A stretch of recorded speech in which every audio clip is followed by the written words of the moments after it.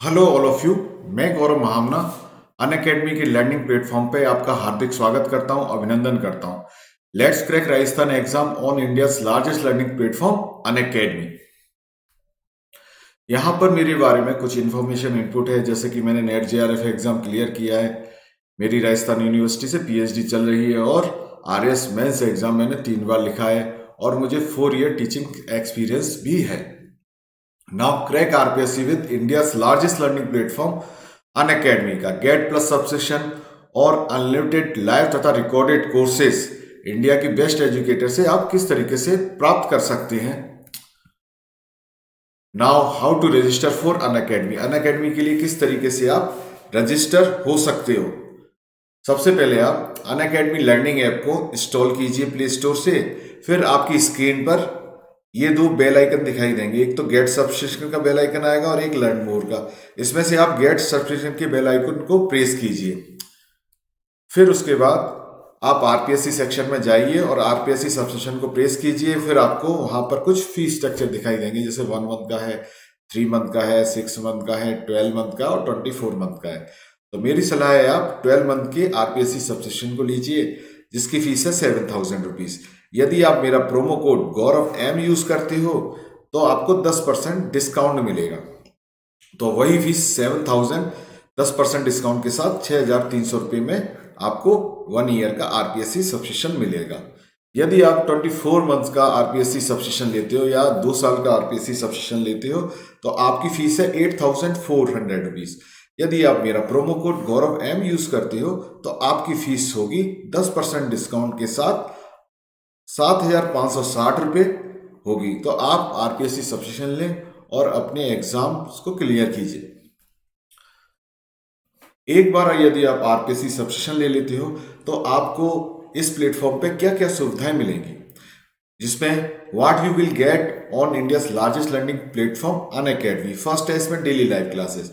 यहाँ पर आपको कई सारी डेली लाइव क्लासेस मिलेंगी, जिसमें आप एजुकेटर के साथ डिस्कस कर सकते हो, अपने डाउट्स को क्लियर कर सकते हो, और वो भी ऑनगोइंग क्लासेस के अंदर। सेकंड है live test and quizzes. Live test और क्विजेस का किसी भी एग्जाम की प्रिपरेशन में बहुत बड़ा महत्वपूर्ण रोल होता है, क्योंकि ये आपकी प्रिपरेशन को इवेल्युएट करवाती है रेगुलर मोड के अंदर। क्योंकि आप यदि मॉक टेस्ट तथा क्विजेस को डेली ज्वाइन करते हो तो आप अपनी परफॉर्मेंस को भी एनालिसिस कर सकते हो कि मेरी परफॉर्मेंस सही है कि नहीं है, मेरी प्रिपरेशन सही डायरेक्शन में जा रही है या गलत डायरेक्शन में जा रही है।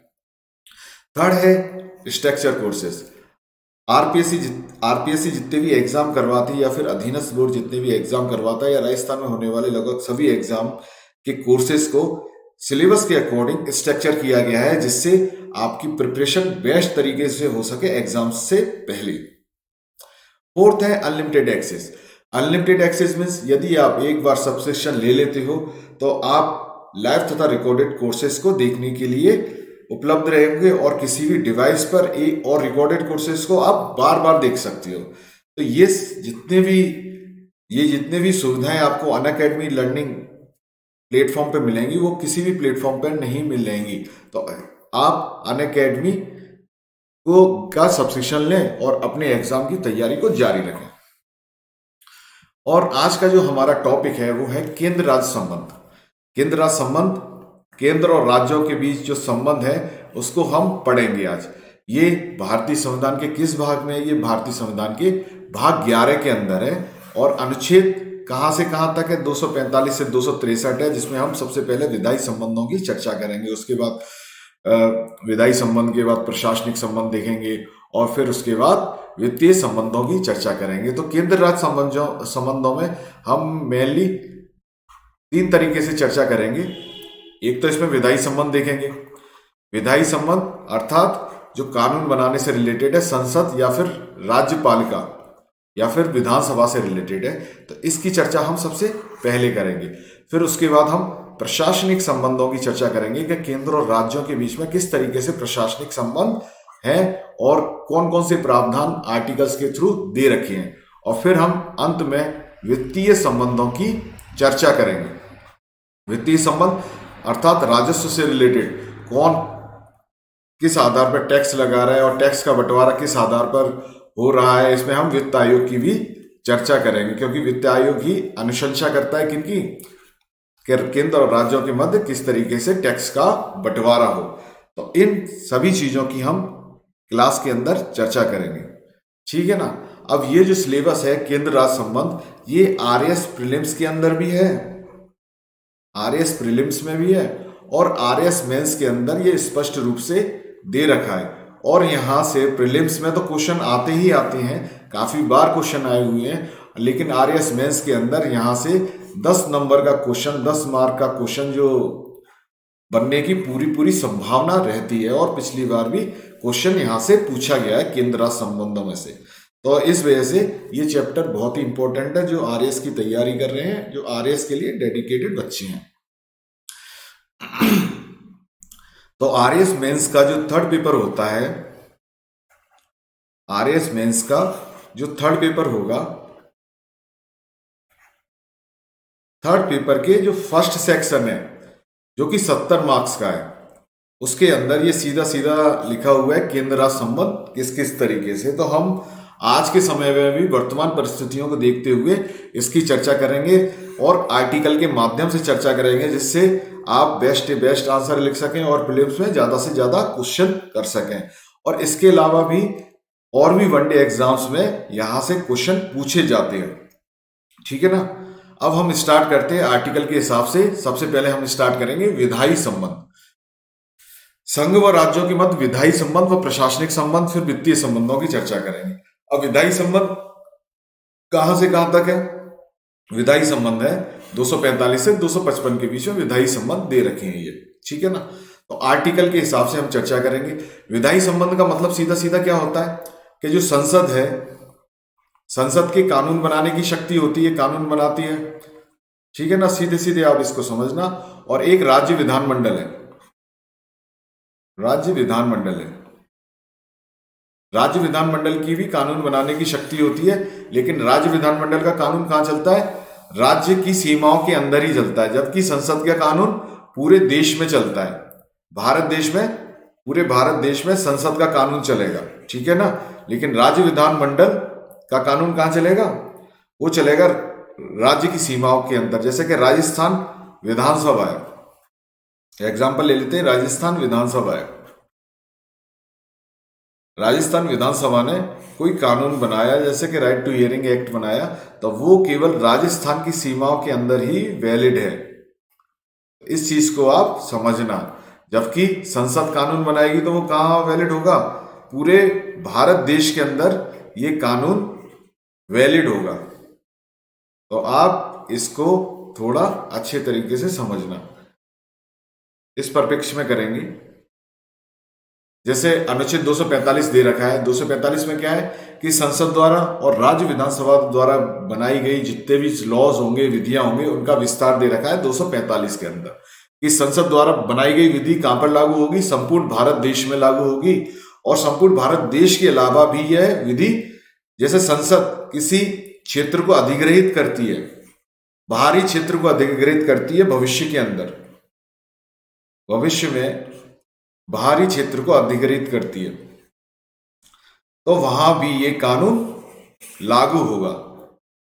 जैसे कि आप एग्जाम्पल देख सकते हो कि पीओ के एग्जाम्पल है, यहां भी भारत का कानून लागू होगा। तो इससे आप समझ सकते हो, जैसे कि 1961 के अंदर गोवा राज्य का विलय हुआ था, जो पुर्तगाली जितनी भी कॉलोनीज थी उनका विलय हुआ था। लेकिन इससे पहले जो संसद द्वारा बनाए गए कानून यहाँ पर लागू नहीं थे, लेकिन जैसे ही अधिग्रहित कर लिया गया था तो उस हिसाब से यहाँ पर भी कानून लागू हो गए थे। जैसे 1954 के अंदर आपको ध्यान होगा, जो फ्रांसीसी बस्तियों को भी भारत ने अधिग्रहित किया गया था, और वहां भी ये सारे के सारे संसद द्वारा बनाए गए कानून लागू होते हैं। तो अब आपको समझ में आ गया होगा। दूसरा पॉइंट क्या था? संसद द्वारा बाहरी कोई सा भी क्षेत्र अधिग्रहित किया जाए, वहां भी ये कानून लागू होंगे, ठीक है। अब हम जो हमारा पॉइंट क्या है, विधानमंडल द्वारा बनाई गई विधि संपूर्ण राज्य या उसके किसी भाग में लागू होती है। तो ये मैंने आपको पहले ही बता दिया है, ठीक है। और ये पॉइंट दे रखा है कि संसद विधि भारत से बाहर के क्षेत्रों में भी लागू हो सकती है। वो कैसे हो सकती है? जब भारतीय संसद उसको अधिग्रहित करने का एक्ट पारित कर दे, ठीक है। अब ये हमने देखा आर्टिकल 245, अब आपको पूरा समझ में आ गया होगा। लेकिन इसके कुछ अपवाद भी हैं। वो अपवाद कौन कौन से हैं? जैसे कि राष्ट्रपति से रिलेटेड अपवाद को देखेंगे और राज्यपाल से रिलेटेड अपवाद को हम इसकी चर्चा करेंगे। जैसे कि राष्ट्रपति कोई अधिसूचना या फिर गजट के अंदर, जो गजट निकलता है हर साल निकलता है सरकार का, केंद्र सरकार का भी निकलता है, राज्य सरकारों का अलग निकलता है, उसमें अधिसूचना जारी कर देती है। अधिसूचना अर्थात नोटिफिकेशन जारी कर देती है। उसमें बोल देती है कि कोई भी संसदीय विधि या उसका भाग यूटी में लागू नहीं होगा। कोई भी संसद द्वारा बनाया गया कानून, विधि या फिर उसका भाग यूटी अर्थात यूनियन टेरिटरीज, केंद्र शासित प्रदेश, यूनियन टेरिटरीज में लागू नहीं होगा। ये कैसे लागू नहीं होगा? क्योंकि वो यूनियन टेरिटरीज किसके अंडर आती हैं? सीधे के सीधे वो राष्ट्रपति के अंदर आती हैं। तो आप इस चीज को ध्यान रखना। जैसे कि राष्ट्रपति और राज्यपाल ये अधिसूचना जारी करते हैं कि संसदीय विधि या उसका कोई भाग अनुसूचित जातीय या जनजातीय क्षेत्रों में लागू नहीं होंगे। एक तो यूनियन टेरिटरीज की हमने बात कर ली और दूसरा क्या है?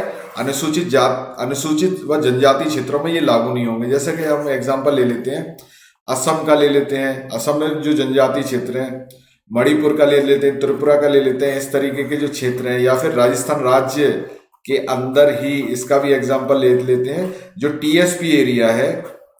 टीएसपी एरिया है ना, नॉन टीएसपी की एक तो वो निकलती है अपनी वैकेंसी, एक टीएसपी की। तो टीएसपी एरिया किसके अंडर आता है? राज्यपाल के अंदर। और राज्यपाल टीएसपी की रिपोर्ट किसको भेजता है? राष्ट्रपति को भेजता है।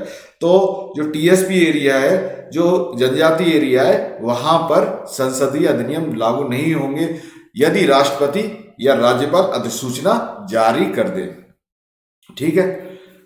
तो एक और एग्जांपल इसमें दे रखा है कि राष्ट्रपति 4 यूटी क्षेत्रों में शांति के लिए, उन्नति के लिए या फिर अच्छी सरकार के लिए नियम बना सकते हैं। अब ये 4 केंद्र शासित प्रदेश कौन कौन से? एक तो है अंडमान निकोबार है, दूसरा लक्षद्वीप है, एक दादरा नगर हवेली और एक दमन द्वीप है। अब आपको पता है अंडमान निकोबार की लोकेशन आपको पता ही है, ये केंद्र शासित प्रदेश है, ठीक है ना, बंगाल की खाड़ी में। लक्षद्वीप कहाँ पर है? ये है अरब सागर के अंदर, ठीक है ना, पश्चिमी घाट के साइड में। और दादरा नगर हवेली मुंबई के पास है और दमन द्वीप ऐसे गुजरात के तटों पर है, ठीक है ना। तो इस तरीके से आप इसको याद रख सकते हो कि ये 4 क्षेत्र हैं, 4 केंद्र शासित प्रदेश हैं। यदि राष्ट्रपति इसमें शांति, उन्नति व अच्छी सरकार के लिए नियम बना सकता है तो वहां पर संसद के अधिनियम काम नहीं करेंगे, ठीक है ना। अब ये आपको समझ में आ गया होगा, ठीक है। इसी प्रकार बनाया गया विनियम संसद के किसी अधिनियम के समान ही प्रयोज्य होगा, अर्थात कि जो भी अधिनियम बनाएगी संसद बनाएगी उसी तरीके से राष्ट्रपति भी ऐसे नियम बना सकता है और वो भी संसद के समान ही होंगे, ठीक है। अब हम अगले स्लाइड पर चलते हैं। अब असम का है एक मामला, असम के मामले को देख लेते हैं कि असम का राज्यपाल संसद के किसी भी विधेयक को जनजातीय क्षेत्र में लागू ना करके कुछ विशिष्ट परिवर्तनों के साथ लागू कर सकता है। राष्ट्रपति को इस तरह की शक्ति जनजातीय क्षेत्रों में कौन कौन से में? मेघालय, त्रिपुरा तथा मिजोरम के अंदर है। कि अब इसमें ये सीधा सीधा पॉइंट है, 4 राज्य दे रखे हैं इसमें। 4 राज्य कौन से हैं? एक तो असम है, ये नॉर्थ ईस्ट की बात कर रहे हैं, असम है। एक है मेघालय, तीसरा क्या है? त्रिपुरा, और चौथा है मिजोरम। ये 4 राज्य हैं। यहां पर जितने भी जनजातीय क्षेत्र हैं वहां पर असम के अंदर तो सीधे सीधे क्या बोल दिया है कि यदि संसद कोई विधेयक बनाती है, असम के राज्यपाल को विशेष अधिकार है कि संसद कोई भी विधेयक बनाती है जनजातीय क्षेत्र के लिए तो उसमें असम का राज्यपाल को लगता है कि इसमें संशोधन करना आवश्यक है तो वो संशोधनों के साथ इस विधेयक को लागू कर सकती है जनजातीय क्षेत्रों में। लेकिन राष्ट्रपति को भी ऐसी शक्ति दे रखी है, किस किस के मामले में? 3 राज्य हैं, मेघालय, त्रिपुरा और मिजोरम के मामले में शक्ति दे रखी है कि यहां भी राष्ट्रपति भी अपने कानून, नियम, विनियम सब लागू कर सकता है। अब आप इसको याद कैसे करेंगे? ATMM से आप इसको याद कर सकते हैं, असम, त्रिपुरा, मेघालय और मिजोरम।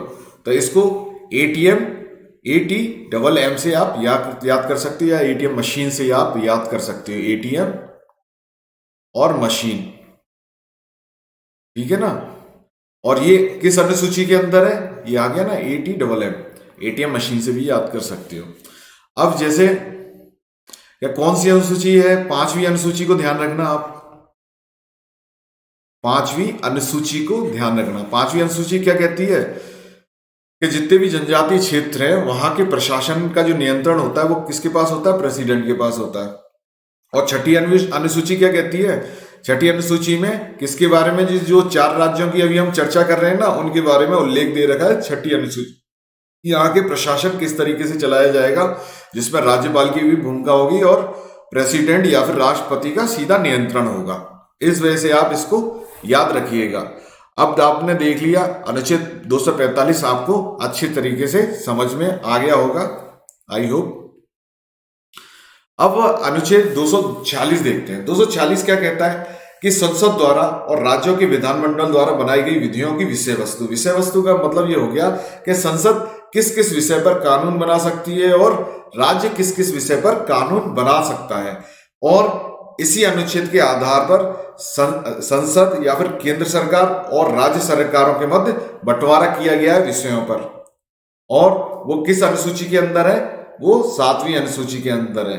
जैसा कि संघ सूची है, संघ सूची पे कौन कानून बना सकता है? वो संसद बना सकती है, ठीक है ना।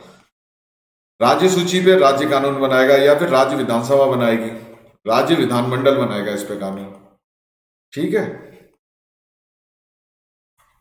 इसको भी आप याद रखना कि जो सूची है कौन सी अनुसूची के अंदर है और संघ सूची में विषय कौन से और राज्य सूची में विषय कौन से, ये भी आप एक बार पढ़ लेना, ध्यान रखना। समवर्ती सूची में ये दोनों ही कानून बना सकते हैं। इस तरीके से आप याद रखना। समवर्ती सूची को क्या बोलते हैं? कॉनकरेंट लिस्ट बोलते हैं इंग्लिश के अंदर। राज्य सूची को स्टेट लिस्ट और संघ सूची को यूनियन लिस्ट बोलते हैं।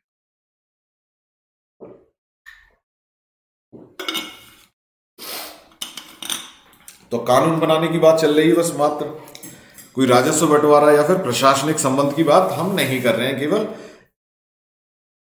संसद कानून किस तरीके से बनाती है, किस किस विषय पे बना सकती है, राज्य सरकार किस किस विषय पे कानून बना सकती है, उसके बारे में हम बात कर रहे हैं। अब जैसा कि संघ सूची है, इसमें कैसे कैसे विषय होंगे? जो केंद्र से रिलेटेड विषय होंगे, संवेदनशील विषय होंगे, या फिर जैसे कि भारत की रक्षा या क्षेत्र से रिलेटेड होंगे, एयरफोर्स आर्मी वगैरह से रिलेटेड जितने भी विषय होंगे, जो राष्ट्र की अखंडता और एकता से रिलेटेड सारे के सारे के जो भी विषय होंगे वो संघ सूची में होंगे। और राज्य सूची में ज्यादातर विषय कैसे होते हैं? जो स्थानीय शासन और प्रशासन से रिलेटेड है, जैसे चिकित्सा हो गई, इस तरीके के जो भी है राज्य जिनकी अच्छी तरीके से जिनको प्रोवाइड करवा सकता है उन पर ये कानून बना सकता है, ठीक है। समवर्ती सूची में कैसे होंगे कि दोनों ही कानून बना सकते हैं। इसका एक एग्जांपल ले लेते हैं, शिक्षा। आपने देखा होगा कि शिक्षा पर राज्य भी कानून बना लेता है और केंद्र सरकार भी कानून बनाती है या फिर संसद भी कानून बनाती है, ठीक है। दूसरा है, इसका बेस्ट एग्जांपल है वन नीति केंद्र सरकार की भी आती है, राज्य सरकार की आती है। वनों की देखभाल केंद्र सरकार भी करती है, राज्य सरकार भी करती है, जिसमें जैसे कि नेशनल पार्क भी आ जाते हैं, अभ्यारण्य वगैरह भी आ जाते हैं, ये सब ओवरऑल। तो वन के ऊपर ये भी समवर्ती सूची का विषय है। अब आपको समझ में आ गया होगा कि ये क्या कहना चाह रहा है, ठीक है ना। अब हम देखते हैं अनुच्छेद 247। इसमें दे रखा है अनुच्छेद 247 क्या कहता है? अच्छे प्रशासन के लिए संसद अतिरिक्त न्यायालय की स्थापना कर सकती है। अच्छे प्रशासन से इन द सेंस कि केसेस बहुत ज्यादा है, किस पर? न्यायपालिका पर केसेस बहुत ज्यादा है, बहुत दबाव में है, तो ये अलग से न्यायालय की स्थापना कर देगी, अतिरिक्त न्यायालय। देखते हैं हम राज्य के अंदर न्यायालय कौन कौन से होते हैं। एक तो हाई कोर्ट होता है और एक सबऑर्डिनेट कोर्ट होता है, सबऑर्डिनेट कोर्ट होते हैं एक तो, ठीक है ना। इसके अतिरिक्त भी संसद क्या कर सकती है? अतिरिक्त न्यायालय का स्थापना कर सकती है। या फिर जैसा कि सुप्रीम कोर्ट है, सुप्रीम कोर्ट में न्यायाधीशों की संख्या बढ़ा सकती है, ये भी इसकी अधिकारता में आता है। लेकिन इसमें क्या है? केवल अतिरिक्त न्यायालय की स्थापना करेगी संसद। किसके लिए? जैसे बर्डन बहुत ज्यादा न्यायपालिका पर। अब हम आपको ये भी आर्टिकल समझ में आ गया होगा। अब हम देखते हैं अनुच्छेद 248। 248 क्या कहता है? अवशिष्ट विधायी शक्तियां संसद को दी गई हैं, ऐसे विषय जिनका उल्लेख किसी भी सूची में नहीं है। सिंपल सा है, जैसा कि संघ सूची में लगभग 100 विषय हो, राज्य सूची में लगभग 65 या 66 विषय हों और समवर्ती सूची में भी 50 से 55 विषय हों। एग्जैक्टली मेरे को ध्यान नहीं है, लेकिन आप एक बार कंफर्म कर लेना, लेकिन इसके आसपास ही विषय हैं, ठीक है ना। लेकिन इन तीनों सूचियों के अंदर जो विषय नहीं है उस पर भी कानून बनाएगा, तो वो कौन बनाएगी? वो शक्तियां दे रखी है 248 के अंतर्गत संसद को दे रखी है, यानी उनको कहते हैं अवशिष्ट शक्तियां। ठीक है, ये कॉन्सेप्ट कहां से आया अवशिष्ट शक्तियों वाला? तो हम देखते हैं भारत शासन अधिनियम देखते हैं। भारत शासन अधिनियम 1935 में जो गवर्नर जनरल था, 1935 में जो गवर्नर जनरल था उसको अवशिष्ट शक्तियों पर कानून बनाने की शक्ति प्रदान की गई थी। तो वहीं से ये कॉन्सेप्ट सीधा के सीधा हमारे संविधान में लिया गया था। अब आपको बिल्कुल आप समझ गए होंगे कि अवशिष्ट शक्तियां क्या है, जैसे कि कोरोना काल चल रहा है, ठीक है ना। अब कोरोना पर जो भी कानून बनाएगा, या फिर ये एक महामारी के रूप में भी देख सकते हैं, या फिर ऐसा कोई विषय महामारी वाला, तो उस पर कौन कानून बनाएगी? वो उसमें संसद बनाएगी, ठीक है ना। और राज्य की सरकारें उसका अनुसरण करेंगी। अब आपको समझ में आ गया होगा कि अवशिष्ट विधायी शक्तियां किसको दी गई हैं? संसद को दी गई हैं, इसी वजह से। अब हम देखते हैं केंद्र राज्यों के मध्य, देखेंगे केवल विधायी संबंधों में किस किस तरीके से कौन कौन से विषय हैं, किसके पास कितनी शक्ति है, मतलब कानून बनाने के मामले में हम ही चर्चा करेंगे बस केवल, और इससे आगे नहीं देखेंगे। फिर प्रशासनिक संबंध और वित्तीय संबंधों के बारे में चर्चा करेंगे। जैसे 249 अनुच्छेद है, अनुच्छेद 249 क्या कहता है? राज्यपाल दो तिहाई बहुमत से प्रस्ताव पारित करके संसद को राज्य सूची के विषय पर कानून बनाने की अनुमति दे सकता है। कि हम राजस्थान सरकार का एग्जाम्पल लेते हैं। राजस्थान सरकार ने किसी भी विषय पर वो कानून बनाना चाहती है, ठीक है ना। पहले तो उसे राज्यपाल को आश्वस्त करना पड़ेगा, ठीक है ना, कि इस पर हम कानून बनाना चाहते हैं। तो राजस्थान सरकार सबसे पहले 2/3 बहुमत से उस विधेयक को पारित करेगी, ठीक है, या फिर उस प्रस्ताव को पारित करेगी, और पारित करने के बाद राज्यपाल के थ्रू वो कहां पर भिजवाएगी? राष्ट्रपति को भिजवाएगी। और राष्ट्रपति इसको कहां पर रखवाएगा? उसको संसद में रखवाएगा। फिर राज्य सूची के विषय पर कानून बनाने की वो अनुमति मिल जाएगी। अर्थात इनडायरेक्टली राजस्थान सरकार चाह रही है कि केंद्र सरकार या फिर संसद राज्य सूची के विषय पर कानून बनाए। सीधा मतलब ये है। और इस कानून में एक और फैक्ट जोड़ दिया गया, ये कानून है केवल 1 साल के ही लिए लागू रहता है। अब आपको अनुच्छेद 249 समझ में आ गया होगा कि राज्यपाल किस तरीके से 2/3 बहुमत से प्रस्ताव पारित करके संसद को राज्य सूची के विषय पर कानून बनाने की अनुमति दे सकता है। अर्थात संसद भी राज्य सूची के विषय पर कानून बना सकती है, और वो 1 साल तक रहेगा, बशर्ते राज्यपाल उसकी अनुशंसा करता है। अब हम अगले अनुच्छेद के पास चलते हैं। अनुच्छेद 250। अनुच्छेद 250 क्या कहता है? ये किससे रिलेटेड है? राष्ट्रीय आपातकाल। राष्ट्रीय आपातकाल मैंने बता ही दिया आपको, आर्टिकल 352।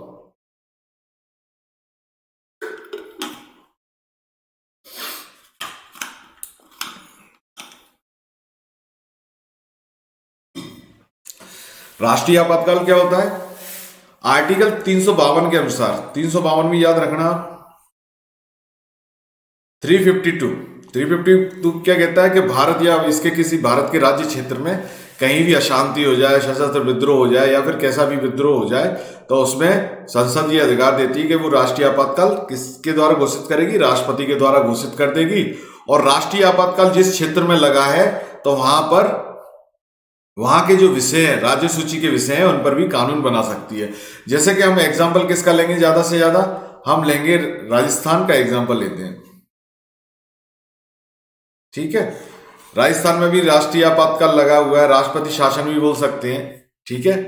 राजस्थान में राष्ट्रपति शासन कितनी बार लगा है? 4 बार लगा है। एक बार 67 में लगा था, फिर उसके बाद 75 में, 76, 77, फिर 92 में लास्ट लगा था, ठीक है ना। तो इस तरीके से 4 बार राष्ट्रपति शासन लगा था। लेकिन जिस क्षेत्र में राष्ट्रीय आपातकाल लगेगा, वहां क्या होगा? भारत के किसी भी क्षेत्र में, जैसे राजस्थान में भी राष्ट्रीय आपातकाल लग गया, राजस्थान में भी राष्ट्रीय आपातकाल लग गया, तो राष्ट्रीय आपातकाल में राजस्थान सरकार के साथ साथ कानून कौन बना सकता है? राज्य सूची के विषय पर संसद बना सकती है। इसको आप ध्यान रखना कि राज्य विधानमंडल के अधिकार खत्म हो जाते हैं इसमें, संसद उस पर सीधे के सीधे कानून बना सकती है और यह कानून आपातकाल के समय तक ही लागू रहेगा और आपातकाल के 6 माह बाद तो खत्म ही हो जाएगा यदि संसद उसे रेटिफाई नहीं कर देती है। जैसे कि मैंने अपने पिछले वाले चैप्टर्स में भी देखा था कि आपातकाल जिस डेट को समाप्त हुआ, जैसे कि हम माने कि 30 नवंबर को हाल ही में आपातकाल समाप्त हुआ, तो 30 नवंबर से 6 सप्ताह के अंदर रेटिफाई किससे करवाना पड़ेगा? संसद से करवाना पड़ेगा। लेकिन यहां पर क्या है कि आपातकाल समाप्त होने के 6 माह बाद भी लागू रहता है। यहां पर ये कानून जो है ना, ये कानून यहां पर लागू रहता है। अब आपको समझ में आ गया होगा, ठीक है। अब आर्टिकल 250 राज्य सूची के विषय से, इसको सीधे सीधे याद रखना। 250 का मतलब क्या हो गया कि राज्य सूची के विषय पर संसद कानून बना सकती है और वो किस टाइम पर बना सकती है? राष्ट्रीय आपातकाल के समय पर बना सकती है, ठीक है। अब आगे हम चर्चा करते हैं। आगे चर्चा है अनुच्छेद 251। अनुच्छेद 251 क्या कहता है? यदि राज्य सूची के विषय पर संसद व राज्य विधानमंडल दोनों कानून बनाते हैं तो इन कानूनों में विरोधाभास है तो संसदीय कानून लागू होगा। 250 में हमने सीधे सीधे देखा था कि राज्य सूची के विषय पर कानून बनाती है।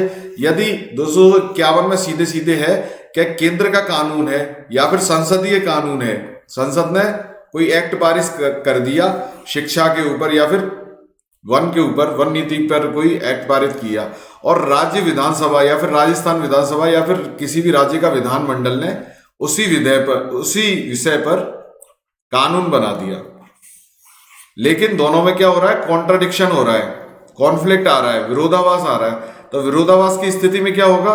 किसका कानून माना जाएगा? जो बड़ा भाई होगा उसका कानून माना जाएगा, अर्थात संसद का कानून माना जाएगा या फिर संसदीय विधान ही लागू होगा।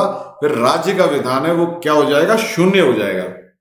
251 समझ में आ गया अब आपको? अनुच्छेद 251 में क्या है ये भी, और 250 दोनों राज्य सूची से रिलेटेड आर्टिकल हैं, तो आप इसको साथ साथ में याद कीजिएगा। 250 और 251 किससे रिलेटेड है? राज्य सूची से रिलेटेड है, इसको साथ साथ याद कीजिएगा। अब हम देखते हैं 252 आर्टिकल। 252 आर्टिकल क्या कहता है? यदि 2 या अधिक राज्य केंद्र से बोलें कि केंद्र से आग्रह करें कि संसद राज्य सूची के विषय पर कानून बना सकती है, जैसे कि इसका बेस्ट एग्जांपल ले लेते हैं, जैसे कि राजस्थान राज्य एग्जाम्पल देख रहे हैं बस केवल, और मध्य प्रदेश राज्य। राजस्थान राज्य और मध्य प्रदेश राज्य के मध्य चंबल नदी गुजरती हुई जा रही है और इसके लिए कोई एक्ट बनाना है। इन दोनों राज्यों को प्रभावित करने वाले जो विषय हैं उनके लिए राज्य सूची के अंदर जो भी विषय है उसके ऊपर कानून बनाना है। अब ये दोनों राज्य अगर आग्रह करेंगे, किससे आग्रह करेंगे? केंद्र सरकार से आग्रह करेंगे, तो वो केंद्र सरकार कहां पर इसको एनफोर्स करेगी? संसद के अंदर, और संसद उस पर कानून बना सकती है, ठीक है ना। जैसे कि आप एग्जांपल ले सकते हो, जो दक्षिण के राज्य केरला, कर्नाटक, तमिलनाडु, वहां पर भी कई सारे विवाद हैं। अगर वो विवाद को सुलझाना चाहें तो इस तरीके से भी सुलझा सकते हैं, क्योंकि ये क्या है?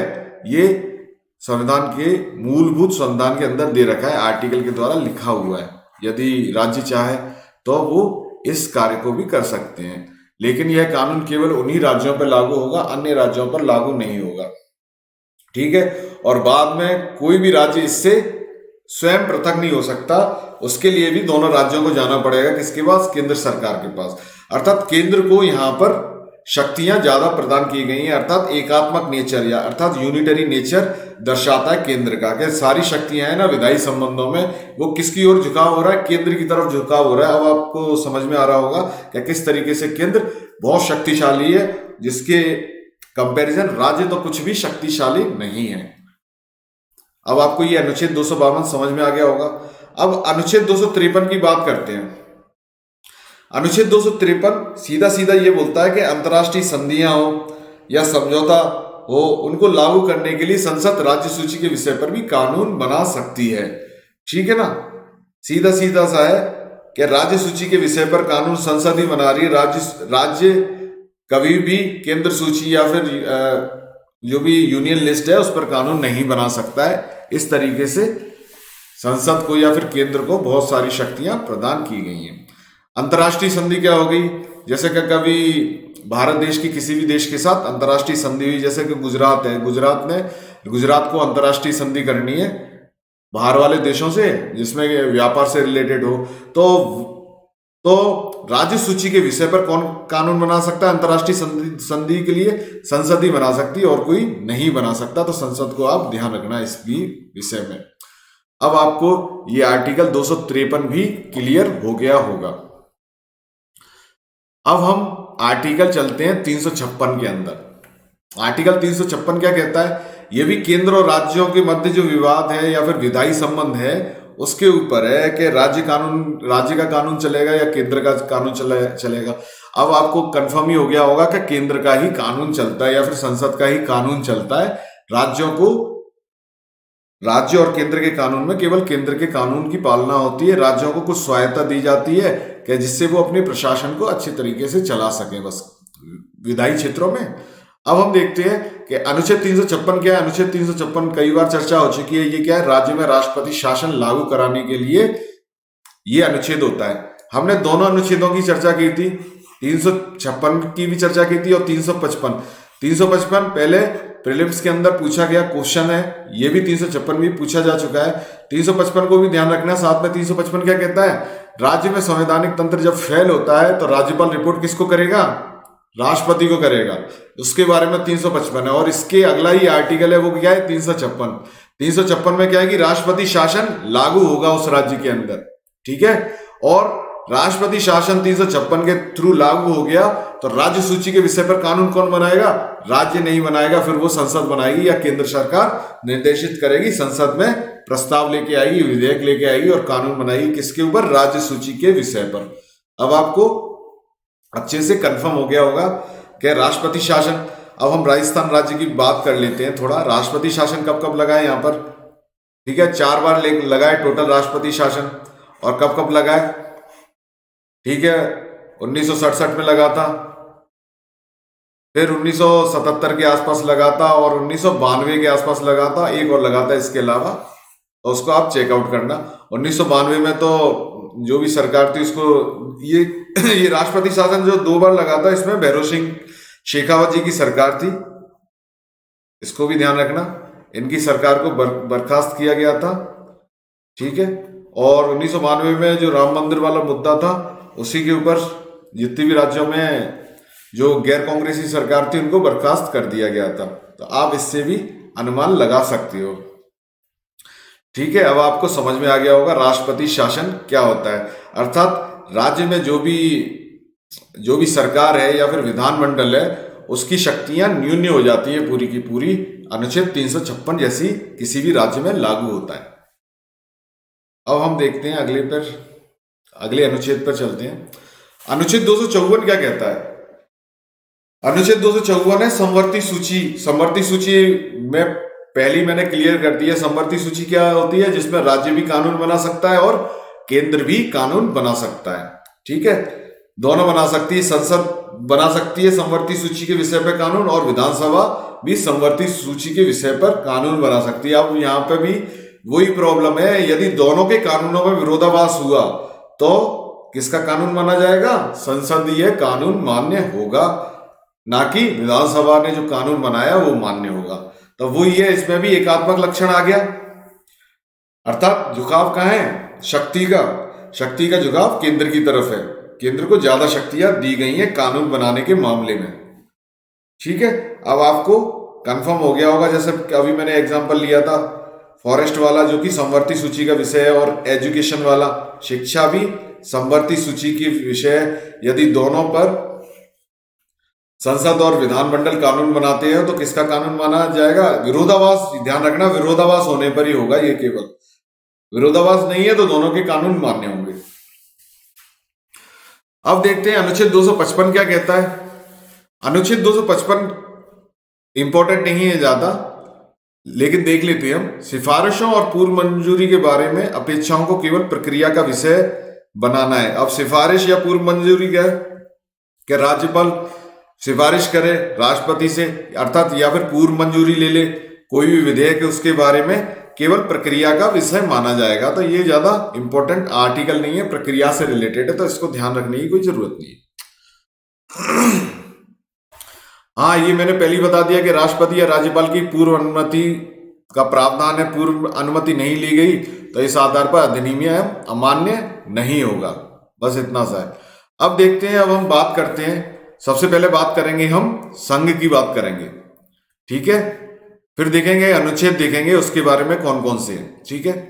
उपयुक्त से स्पष्ट होता है कि संघ राज्य सूची के विषयों पर अतिक्रमण कर सकता है। अभी हमने जितने भी आर्टिकल देखे, देख लो आर्टिकल जितने भी देखे हैं, अभी हमने कौन कौन से आर्टिकल देखे हैं, 245 आर्टिकल देखा, ठीक है, जिसमें सिंपल सिंपल कि संसद पूरे भारत के राज्य क्षेत्र के लिए कानून बनाएगी और जो विधानमंडल होगा वो राज्य सीमाओं के अंदर उसी के कानून मान्य होंगे, ठीक है। इसके अपवाद भी देख लिए, और क्या कहते हैं जो भी जनजातीय क्षेत्र है वहां के प्रशासन के बारे में भी हमने चर्चा कर ली है, ठीक है ना। और राष्ट्रपति शांति के लिए या उन्नति के लिए अंडमान निकोबार, लक्षद्वीप, दादरा नगर हवेली या फिर दमन दीव में सरकार या फिर कोई भी नियम बना सकता है, वो भी संसदीय अधिनियम के समान प्रभावी होगा। असम का हमने एग्जाम्पल देखा, 5वीं अनुसूची के बारे में देखा, 6वीं अनुसूची के बारे में देखा, असम, त्रिपुरा, मेघालय, मिजोरम के बारे में भी विस्तृत चर्चा कर ली। अब 246 से हमारा विवाद स्टार्ट होता है। 246 में तो ये दे रखा है कि संघ सूची पर कौन बनाएगी, संसद बनाएगी, राज्य सूची पर कौन बनाएगी, राज्य विधानमंडल बनाएगी, और समवर्ती सूची पर कौन बनाएगी, संसद और राज्य विधानमंडल। यदि दोनों के बीच में कॉन्फ्लिक्ट होता है तो क्या होगा, संसदीय कानून मान्य होगा, ठीक है। इसी तरीके से हमने अवशिष्ट शक्तियों पर कानून कौन बनाएगी, यहां से कॉन्फ्लिक्ट स्टार्ट हो गया, संसद बनाएगी, संघ बनाएगा, ठीक है। इसी तरीके से राज्यपाल के द्वारा भी प्रस्ताव पारित किया गया 2/3 बहुमत से, तो संसद उस पर कानून बना सकती है, ठीक है। राष्ट्रीय आपातकाल के दौरान भी राज्य सूची पर कौन बना रही है, 250 आर्टिकल संसद बना रही है। और 251 में भी यदि दोनों के कानूनों में विरोधाभास हो जाता है तो किसका कानून माना जाएगा, संसदीय कानून माना जाएगा। इसी तरीके से 252 है, 253 है, 356 का मैंने बता ही दिया, और 254 विरोधाभास वाली, ठीक है, स्थिति है दोनों में। कोई राज्य सूची पे कानून बना रहा है, कोई संघ सूची पे बना रहा है, लेकिन दोनों के बीच में कॉन्फ्लिक्ट हो रहा है तो किसका कानून मान्य होगा, संसदीय कानून मान्य होगा। अब देखते हैं हम इससे क्या स्पष्ट होता है। इससे क्या स्पष्ट हो रहा है कि संघ है जो केंद्र सरकार है या फिर संसद है, वो राज्य सूची के विषयों पर क्या कर रही है, अतिक्रमण कर रही है, कि राज्य सूची के विषयों पर भी कानून बना देती है। जब उसको आपातकाल की स्थिति आती है, या फिर राज्यपाल अनुशंसा कर देता है, या फिर राष्ट्रपति शासन लग जाता है, या फिर विरोधाभास हो जाता है, तो संसद क्या करती है, राज्य सूची के विषय पर भी कानून बना सकती है। लेकिन राज्य सूची की जो विषय दे रखी है अनुसूचियों के अंदर, 7वीं अनुसूची के अंदर जो दे रखी है, वो केवल राज्य को ही तो अधिकार देती है, लेकिन संसद या फिर संघ इसका अतिक्रमण करता है, और समय समय पर जो राज्यों में सरकारें होती हैं इसका राजनीतिक उपयोग भी एक तरीके से कर लेता है। तो केंद्र सरकार होती है अपने राजनीतिक हितों को पूर्ण करने के लिए, आज के समय में भी हम देख सकते हैं कि बहुत सारे राज्यों में सरकारें गिरती हैं या फिर राष्ट्रपति शासन लगता है, जैसे कि मणिपुर में काफी बार राष्ट्रपति शासन लगा है। और पिछला भी इतिहास रहा है सरकारों का, जो केंद्र में होता है वो राज्य के अंदर किसी भी तरीके से राष्ट्रपति शासन थोप देती हैं और उसके आधार पर अपने राजनीतिक हितों को साधने का प्रयास करती है। तो इस आधार पर जो संघ को या फिर केंद्र को जो अतिरिक्त शक्तियां दी गई हैं राज्य सूची पर बनाने के लिए, तो उस वजह से केंद्र राज्य संबंधों में क्या आती है, खटास आती है एक तरीके से। आप इस तरीके से भी इसको समझ सकते हो, आज के वर्तमान परिप्रेक्ष्य में भी इसको सीधे सीधे आप एप्लीकेबल कर सकते हो कि केंद्र और राज्यों के संबंध कहां कहां पर वहां पर खराब होते हैं और कहां कहां पर अच्छे होते हैं। तो संघ को सबसे ज्यादा शक्तिशाली बनाया गया है हमारे संविधान के द्वारा।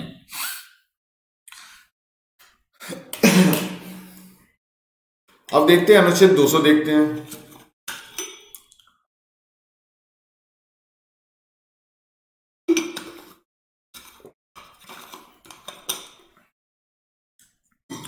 अनुच्छेद 200 क्या कहता है?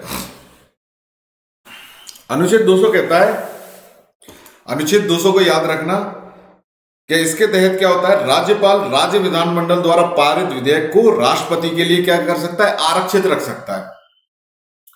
कि राज्य विधानमंडल के द्वारा कोई विधेयक पारित किया गया, इसको एक एग्जांपल से देख सकते हैं कि राज्य विधानमंडल है या फिर विधानसभा है।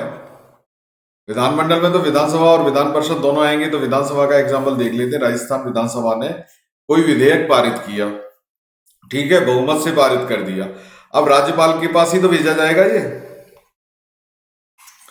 अब राज्यपाल के पास भेज दिया अन्य विधेयक, लेकिन राज्यपाल ने क्या किया, या तो वो इस पर अनुमति दे सकता है या फिर अनुमति रोक सकता है, या फिर तीसरी चीज क्या है, इसको राष्ट्रपति के विचार के लिए रख सकता है। राष्ट्रपति के पास भेज दिया इसने।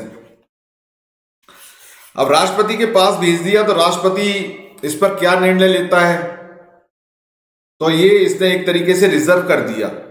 ये किसके विवेक के ऊपर निर्भर है, राज्यपाल के विवेक के ऊपर निर्भर है केवल।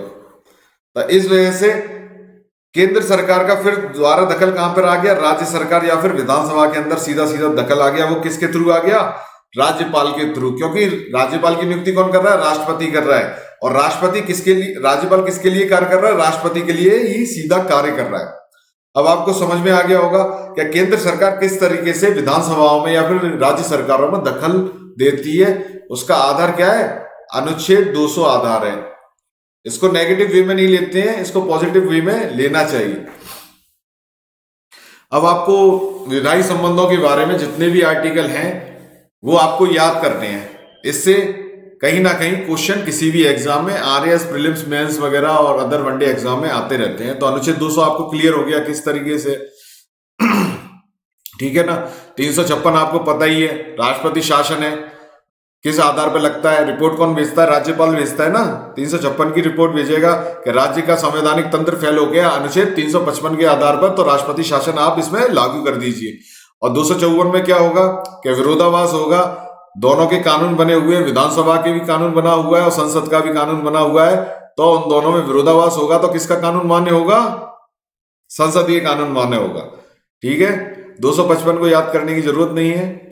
इसी तरीके से 252 के बारे में हमने चर्चा की थी कि दो राज्य यदि आग्रह करें केंद्र सरकार से कि वो राज्य सूची के विषय पर कानून बना सकती है जिससे दोनों राज्य संबंध हो, लेकिन ये जो कानून संसद बनाएगी केवल उन्हीं राज्यों पर लागू होगा जिन्होंने उससे आग्रह किया है, और साथ में कालांतर में या भविष्य के अंदर ये उस कानून से पृथक नहीं हो सकती है,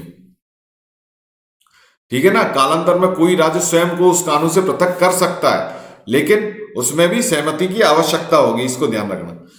253 क्या है कि कोई अंतर्राष्ट्रीय संधि है और वो राज्य सूची के अंतर्राष्ट्रीय संधि है और वो राज्य उससे प्रभावित हो रहा है या समझौता कर रहा है, तो संसद किस पर कानून बना सकती है, राज्य सूची पर भी कानून बना सकती है।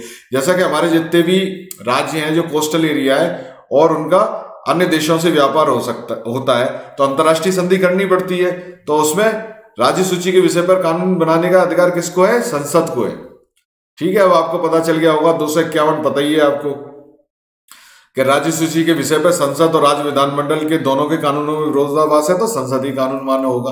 250 सीधे सीधे क्या है, राष्ट्रीय आपातकाल, कानून बनाने का अधिकार किसको देता है, संसद को देता है, वो भी राज्य सूची पर, ठीक है ना। इसी तरीके से आर्टिकल 249 है, इसको भी इस तरीके से आप आर्टिकल को याद रखोगे और बहुत ही इजी है ये। 245 से लेके जितने भी आर्टिकल मैंने बताए हैं, कुछ एक्स्ट्रा भी बता दिए, 352 बता दिया, 356 बता दिया और आर्टिकल 200 भी बता दिया, तो ये एक एक्स्ट्रा आर्टिकल है, तो इनको भी आप ध्यान रखिएगा। अब हमने विधायी संबंधों के बारे में चर्चा कर ली पूरी, ठीक है ना, कि विधायी संबंध में जो केंद्र होगा या फिर संसद होगी या फिर राज्य स्तर पर विधानमंडल होगा, तो उनके जो संबंध है किस किस तरीके से उनके कानून बनाने की शक्ति दे रखी है और किसके कानून ज्यादा प्रभावी होते हैं, इसके बारे में हमने चर्चा की है अभी। अब हम केंद्र राज्य संबंधों के अंदर किसकी चर्चा करेंगे, प्रशासनिक संबंधों की चर्चा करते हैं। प्रशासनिक संबंध प्रशासन से रिलेटेड, ठीक है ना। केंद्र सरकार के भी प्रशासनिक कार्य होते हैं, राज्य सरकार के भी प्रशासनिक कार्य होंगे, तो उससे हम रिलेटेड एक एक आर्टिकल की चर्चा करेंगे। सबसे पहले आर्टिकल 256 की हम चर्चा करते हैं।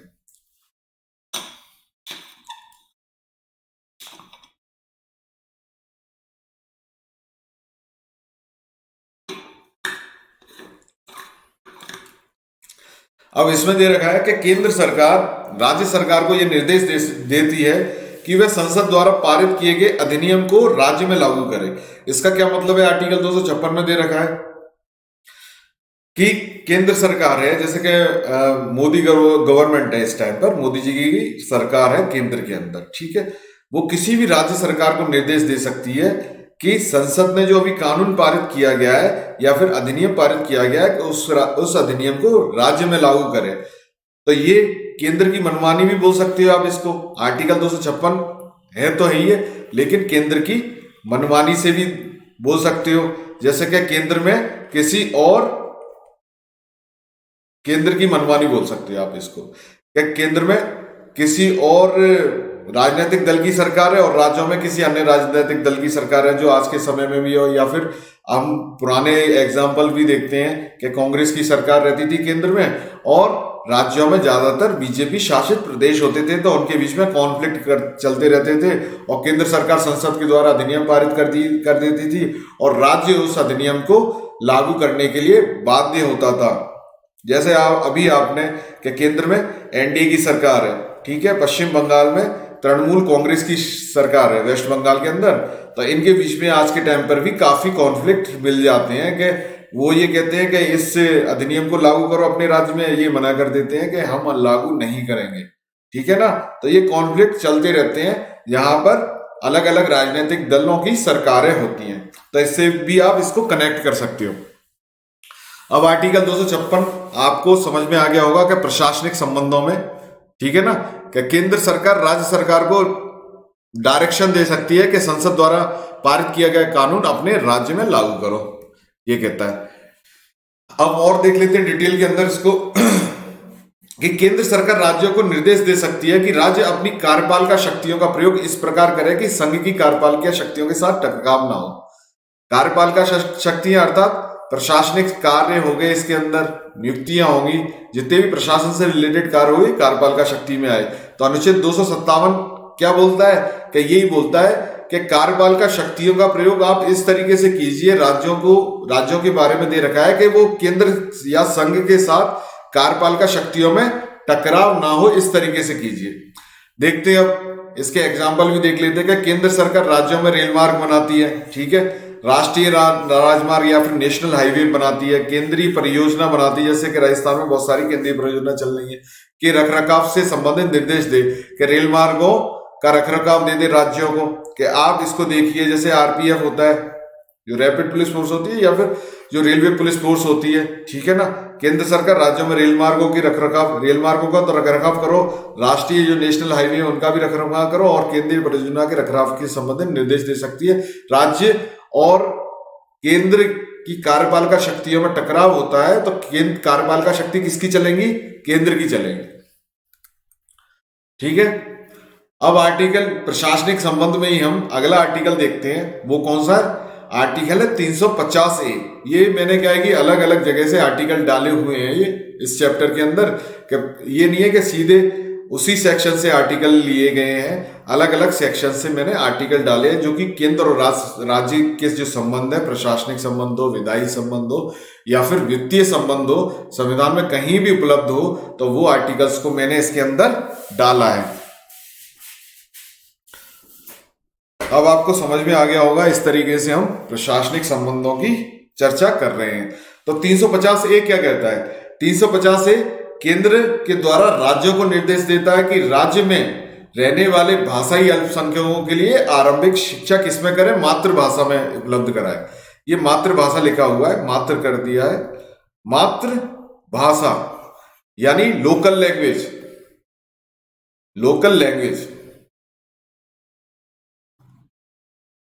जैसे कि तेलुगु भाषी जो है उनको तेलुगु के अंदर शिक्षा दी जाए, जो तमिल भाषी हैं उनको तमिल के अंदर आरंभिक शिक्षा दी जाए, या फिर किसी भी तरीके की शिक्षा दी जाए। तो केंद्र का दखल हो गया राज्यों को निर्देश देने के लिए कि भाषाई अल्पसंख्यक जो है, ठीक है ना, उनके लिए आरंभिक शिक्षा की व्यवस्था करें, मातृभाषा में उपलब्ध कराए। अब आपको ये समझ में आ गया होगा, ये तो सीधा सीधा आर्टिकल है, इसमें कोई कॉन्फ्लिक्ट वाली बात ही नहीं है। अब आर्टिकल 347 क्या बोलता है? ये भी विशेष भाषा से रिलेटेड है यदि किसी राज्य में विशेष भाषा का यूज करने वाला एक वर्ग रहता है तो ये लोग जो हैं उस राज्य के जो विशेष भाषा बोलते हैं वो राष्ट्रपति से मांग कर सकते हैं कि उनकी भाषा का प्रशासन में प्रयोग किया जाए। राष्ट्रपति यदि उनकी मांग से संतुष्ट होता है तो वो राज्यपाल को निर्देश दे सकता है और राज्यपाल उस भाषा का प्रयोग प्रशासन में कर सकता है। सीधा सीधा सा आर्टिकल है किसके बारे में, क्या विशेष भाषा, जैसे कि आप बोल सकते हो कि राजस्थान में बहुत सारी जनजातियां रहती हैं, साउथ राजस्थान के अंदर, क्या उसमें से एक जनजाति जो भी टीएसपी एरिया के अंदर रह रही है वो क्या कहते हैं, राष्ट्रपति से मांग कर ले कि प्रशासन में हमारी भाषा का यूज किया जाए, और राष्ट्रपति यदि मान लेता है कि ठीक है ये और किसी अन्य भाषा को नहीं जानते हैं तो इसी भाषा में ये इस चीज को समझ सकते हैं, तो राज्य की कार्य में उस भाषा का प्रयोग किया जा सकता है प्रशासनिक कार्यों में। आर्टिकल 347 आपको अब पता चल गया होगा। अब एक आर्टिकल और है 399 में भी केंद्र सरकार किसको निर्देश देगा, अब आपको पता ही चल गया होगा किसको दे रहा है, राज्य सरकारों को निर्देश दे रहा है। इस निर्देश में क्या है 399 आर्टिकल में, इसमें है कि SC/ST के कल्याण के लिए व विकास के लिए विशेष योजनाएं व कार्यक्रम बनाए व उनका क्रियान्वयन करे। सीधा सीधा सा आर्टिकल है, SC/ST से रिलेटेड है। केंद्र सीधे सीधे बोल सकता है राज्य सरकारों को कि राजस्थान सरकार है, मध्य प्रदेश सरकार है, यदि वो अनुसूचित जाति और जनजाति के लिए कल्याणकारी योजनाएं नहीं बना रही है, उनके विकास के लिए कल्याणकारी योजनाएं नहीं बना रही है, उनके सामाजिक विकास के लिए, आर्थिक विकास के लिए, राजनीतिक विकास के लिए, तो निर्देश दे सकती है कि आप इनके लिए कल्याणकारी नीतियां बनाइए जिनसे इनका विकास हो सके, इनके लिए विशेष योजनाएं बनाई जाए। तो आर्टिकल कौन सा है ये 399, और निर्देश कौन दे रहा है, केंद्र दे रहा है, और ये भी प्रशासनिक संबंध के अंदर आएगा। अब जो बाहर के आर्टिकल थे वो हमने पढ़ लिए हैं। अब जो हमारा सेक्शन है भाग 11 के आर्टिकल भी हम एक एक करके देखते हैं। अब इसमें अगला आर्टिकल है 244। 244 क्या कहता है, क्या केंद्र राज्यों को ही निर्देश देता है कि राज्य अनुसूचित व जनजाति क्षेत्रों के विकास के लिए विशेष कार्यक्रम बनाए।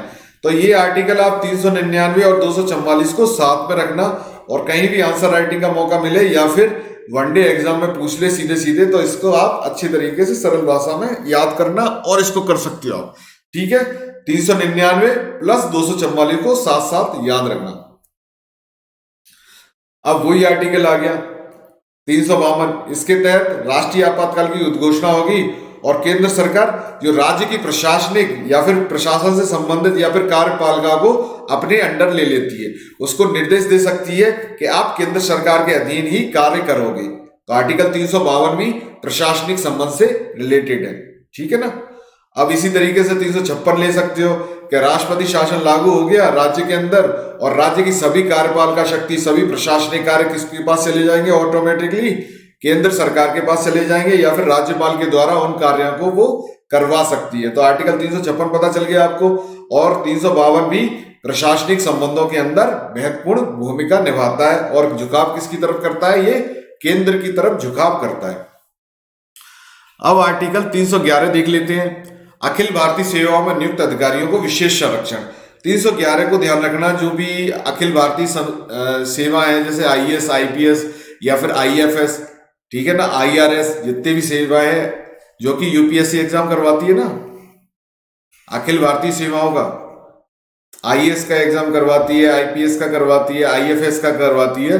तो ये जो व्यक्ति इसमें सेलेक्ट होते हैं, ये सेलेक्ट किसके द्वारा किए जाते हैं, UPSC के द्वारा, जो कि संवैधानिक आयोग है, और इसमें पूरी दखलंदाजी किसकी रहती है, केंद्र सरकार की। नियुक्तियां कौन करवा रहा है, केंद्र सरकार करवा रही है, वहां का कार्मिक विभाग करवा रहा है, लेकिन ये किसके नीचे कार्य करती है, अंडर किसके कार्य करते हैं, ये राज्यों के नीचे कार्य करते हैं। राज्यों के नीचे ही तो इनको कैडर मिलता है ना, राजस्थान कैडर हो गया, मध्य प्रदेश कैडर होगा, इस तरीके से। तो इसमें अनुच्छेद 311 इसी के बारे में है कि इसके तहत अखिल भारतीय सेवाओं में नियुक्त अधिकारियों को विशेष संरक्षण दिया गया है राज्यों के अंदर, और इनके लिए दो बातें और कही गई हैं कि ये राष्ट्रपति के प्रसाद पर्यंत रहेंगे, कि राष्ट्रपति की इच्छा पर ही रहेंगे, और राज्य सरकार इनके विरुद्ध कार्रवाई नहीं कर सकती, जबकि राज्यों का प्रशासन भी इनके द्वारा चलाया जाता है। लेकिन राज्य भी कभी कभार प्रशासनिक कार्रवाई तो नहीं कर सकती, लेकिन कभी कभार इनके ट्रांसफर कर देती है, और भी कई सारे तरीके होते हैं। अब आपको आर्टिकल 311 को, बहुत ही इंपॉर्टेंट आर्टिकल है, इसको आप याद रखिएगा, ठीक है ना। 311 आर्टिकल अखिल भारतीय सेवाओं से ये रिलेट करता है, ठीक है। अब हमने यहां तक कर लिया है। अब है हमारा जो अगला आर्टिकल है 275 है। 275 क्या कहता है? 275 कहता है कि इसके तहत केंद्र व राज्यों को अनुदान देता है। केंद्र राज्यों को अनुदान कैसे देता है? जो भी ग्रांट्स होती ना उनको अनुदान कहते हैं। पैसा, राज्यों को पैसा या फिर विशेष राज्य का दर्जा भी दे सकता है केंद्र सरकार के द्वारा या संसद के द्वारा, तो उनको अनुदान भी अधिक दिया जाता है, ठीक है। अब केंद्र कोई पैसा दे रहा है, राज्य को पैसा दे रहा है, तो अपनी शर्तें भी लागू करवाएगा और राज्यों पर शर्तें थोपता है और इन शर्तों के माध्यम से क्या करता है, उसको निर्देश देता है, प्रलोभन देता है और अपने कार्य राज्य के अंदर करवाता है और प्रशासनिक कार्यों में दखलंदाजी करता है केंद्र सीधे सीधे। और राज्यों की कार्यपालिका का प्रमुख आपको पता ही है राज्यपाल होता है और उसकी नियुक्ति केंद्र करता है, तो ये भी एक तरीका से दखलंदाजी करता है राज्यपाल। जैसे कि राजस्थान राज्यपाल है वो केंद्र या फिर राष्ट्रपति के द्वारा नियुक्त है, ठीक है ना, तो वो कहीं ना कहीं दखलंदाजी राज्य कार्यपालिका के अंदर की जाती है, प्रशासनिक कार्यों के अंदर की जाती है, ठीक है। अगला जो बिंदु है अनुच्छेद 275 के अंतर्गत क्या केंद्र राज्य के सीएम के विरुद्ध जांच आयोग बैठा सकता है। इसको भी आप अच्छे तरीके से समझना। केंद्र क्या कर सकता है? सीएम के विरुद्ध यदि भ्रष्टाचार का मुद्दा आ गया, कैसा भी मुद्दा आ गया, तो सीबीआई के थ्रू वो जांच आयोग बिठा सकता है। अब आपको मोटा मोटा पता चल गया होगा क्या किस तरीके से हमने आज प्रशासनिक संबंधों को पूरा नहीं किया है। कल की क्लास में हम या फिर जो भी क्लास होगी उसमें प्रशासनिक संबंधों को पूरा करेंगे। केंद्र राज्य संबंध भाग 11 है ये, ठीक है ना। इसका हमने विधायी संबंधों को अच्छे तरीके से पढ़ा है। आर्टिकल के हिसाब से ही आप याद कीजिए और वैसे याद मत कीजिए, ठीक है ना। अब हम देखते हैं एक टॉपिक और देख लेते हैं इसके अंदर, फिर इसको समाप्त करते हैं। अगला टॉपिक है इसके अंदर अनुच्छेद 263। अनुच्छेद 263 क्या कहता है? ये अंतर्राज्यीय परिषद की स्थापना करता है। बहुत ही इंपॉर्टेंट आर्टिकल है ये 263। इसको आप याद रखना, बिल्कुल रट लेना। अंतर्राज्यीय परिषद क्या होती है? दो राज्यों के मध्य यदि विवाद है, तीन राज्यों के मध्य यदि विवाद है, उसके लिए संसद या फिर मूल संविधान में प्रावधान है कि वो अंतर्राज्यीय परिषद का गठन कर सकते हैं। जैसे कि नदी विवाद हो गए ना, नदी विवाद आते हैं इसके अंदर, ठीक है ना। जैसे कि आपने कावेरी विवाद सुना होगा, कावेरी विवाद था ना। कावेरी विवाद में क्या था? तीन राज्य थे, एक तो तमिलनाडु था, ठीक है, दूसरा कौन सा था? कर्नाटका था, ठीक है, तीसरा राज्य था आंध्र प्रदेश था, केरला था, इनमें से एक था, ठीक है ना। तो ये कावेरी नदी विवाद हुआ था, उसके लिए भी अंतर्राज्यीय परिषद का गठन किया गया था। और अंतर्राज्यीय परिषद एक संवैधानिक मूल संविधान में दिया गया आर्टिकल है, उसके आधार पर होता है कि जिसका अध्यक्ष कौन होता है? प्रधानमंत्री होता है उसका अध्यक्ष, तो ठीक है ना। जैसे इस टाइम पे कौन है? प्रधानमंत्री मोदी जी इसके अध्यक्ष होंगे यदि कोई अंतर्राज्यीय परिषद का गठन होता है, ठीक है। इसके सदस्य और कौन कौन से होंगे? 6 कैबिनेट मंत्री होंगे, ठीक है ना। और सीएम सभी राज्यों के होते हैं, ठीक है।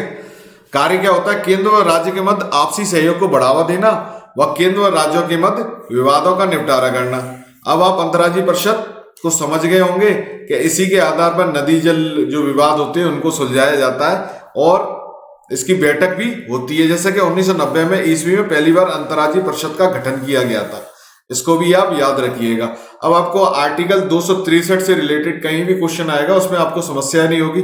कभी कभार क्वेश्चन पूछ लेता है कि अंतर्राज्यीय जो परिषद है उसका पदेन अध्यक्ष कौन होता है? प्रधानमंत्री, इसको ध्यान रखना, ठीक है। और इसके सदस्य के बारे में कि इसके सदस्य सभी राज्यों के मुख्यमंत्री होते हैं, हाँ होते हैं, बिल्कुल होते हैं। और इसका कार्य क्या होता है? केंद्र व राज्य के मध्य आपसी सहयोग को बढ़ाना है, अर्थात संघात्मक ढांचे को मजबूत करना है और साथ में केंद्र और राज्य के मध्य जो भी विवाद चल रहे हैं उनका निपटारा करना है, ठीक है। अब आपको ये समझ में आ गया होगा। अब ये हमारे प्रशासनिक संबंध भी लगभग कंप्लीट हो चुके हैं, ठीक है ना। अब इस तरीके से हमारा ये पूरा चैप्टर हो गया है, इसका ये दूसरा पार्ट है और इसको एक बार और पूरा का पूरा पढ़ाएंगे फर्स्ट पार्ट के अंदर, ठीक है ना। यदि आपका कोई क्वेश्चन हो किसी से भी रिलेटेड तो आप पूछ सकते हो। Let's correct Rajasthan exam on India's largest learning platform Unacademy. यदि कोई क्वेश्चन हो तो पूछिए, और मेरा प्रोमो कोड है गौरवम, GAURAVM, इसको यूज कीजिए और 10% का डिस्काउंट पाइए। और RPSC जो भी है अनअकैडमी जो चैनल है उसको सब्सक्राइब कीजिए और बेल आइकन को दबाइए, घंटे का बटन दबाइए, जिससे भी कभी भी क्लास हो तो आपके पास नोटिफिकेशन आ जाए। धन्यवाद, थैंक यू।